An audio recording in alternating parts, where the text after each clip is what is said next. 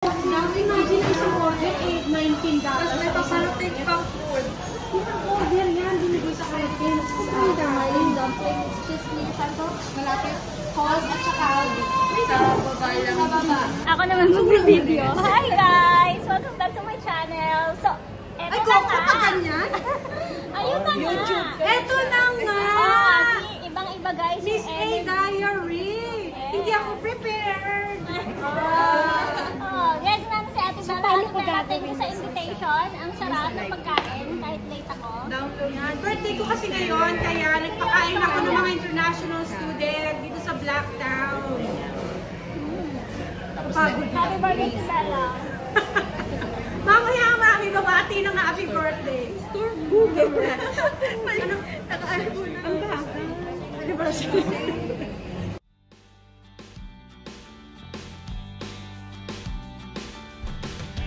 Ceiling's falling down my bed and now your face in ashes. Bombs away, shadows move. Ate Bella, may tatanong ako sa'yo. Ano yun? Ano mapapayo mo sa mga bagong dating dito sa Australia at mga aspiring international students here in Australia? Ang may papayo ko lang sa inyo, maging matibay kayo dahil araw-araw marami kayong pagdadaan ng challenges sa paligid, sa mga kasama sa trabaho. Isipin nyo pambayad nyo ng tuition fee, pambayad ng bahay, budget.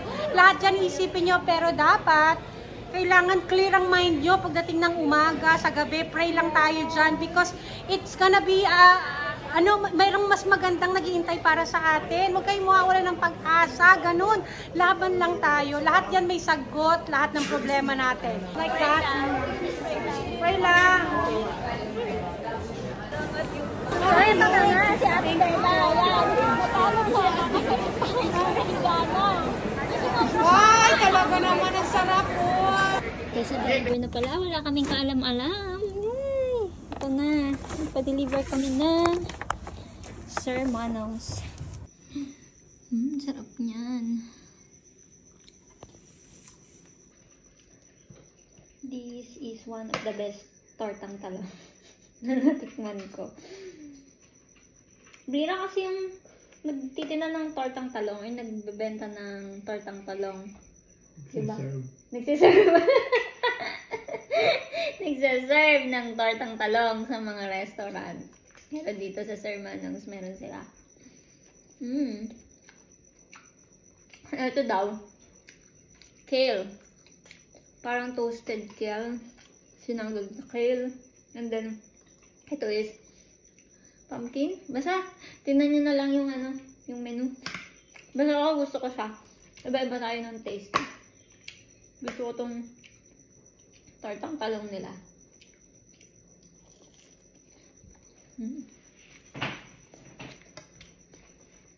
Cheddar guys!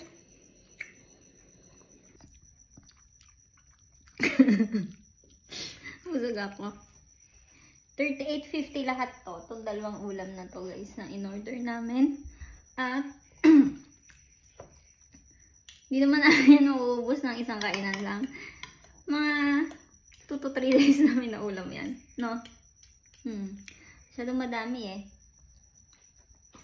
Ito oh, wala pa sa kalahati. Hindi, kalahati naman. Pero ito, konti lang nabawas.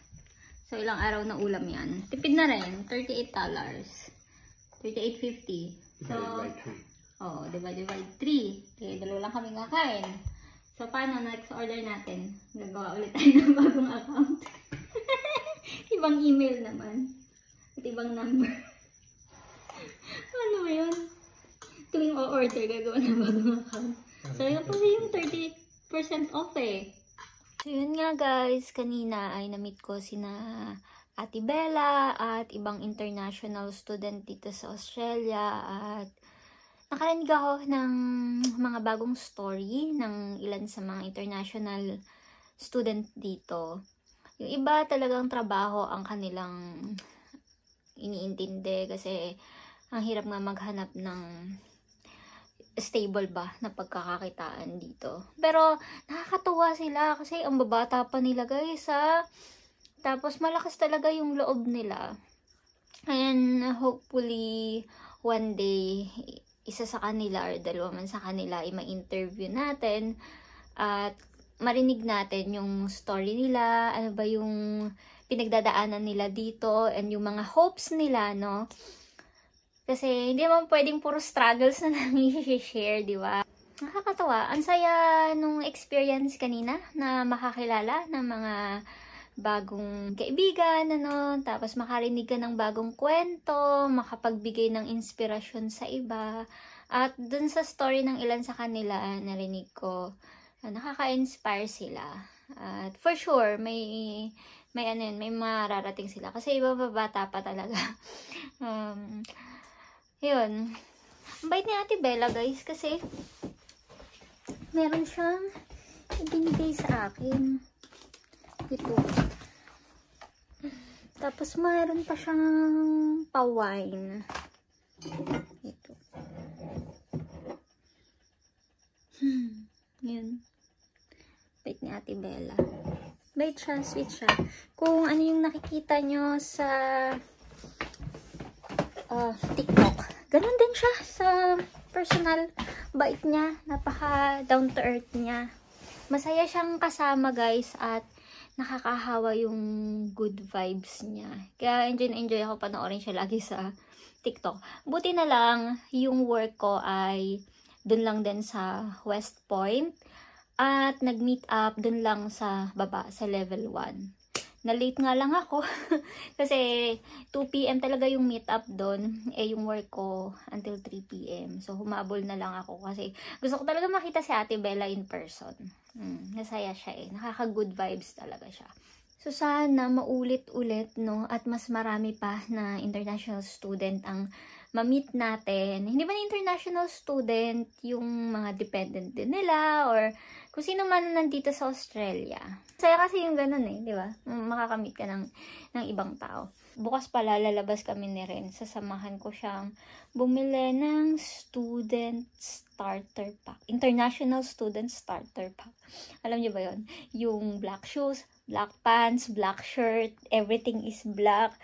Kasi mag-start na siya sa kanyang magiging work, sa housekeeping. For now, talagang sayang maghanap ng work ngayon at ito yung available. Go. Kasi naiinip na siya. Importante talaga na may pinagkakakitaan. Sayang naman, di ba?